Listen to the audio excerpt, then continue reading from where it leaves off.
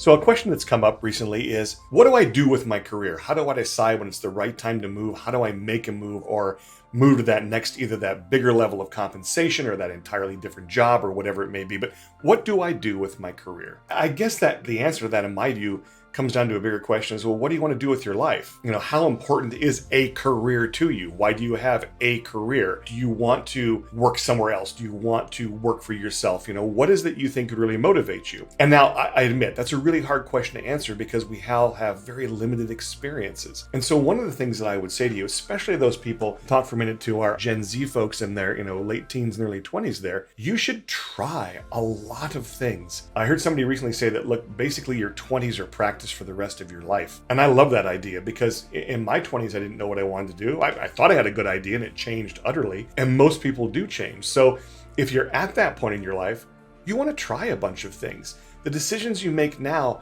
are not so important that you can't catch up later if you try this, then try that, and try the other thing. Now, what happens if you're older, in your 30s, your 40s, or your 50s? Can you start over again? Of course you can, but most likely you're going to be starting over in something then you now have some experience to guide you and to give you some credibility in whether it be a new job or creating a job or going on your own. And so hopefully what you've done as you've gone along is you've learned from the jobs that you've done what things you like and what things you don't like. And not just, look, I like working here, but why? What is it about this place I'm at? What is it about the team? What is it about the nature of the work? What is it about the culture and the interactions? What is it about the size of it? What is it about what we do and what we contribute to the world? You need to look for those themes in your life around what makes work really great for you. And so if you think back and look at, relying on the work of a book I've mentioned many times, Do More Great Work by my friend Michael Bungay Stanier, said, what are your great work themes? When you're most in the flow, what's happening? Start to step back, get a little bit more meta and examine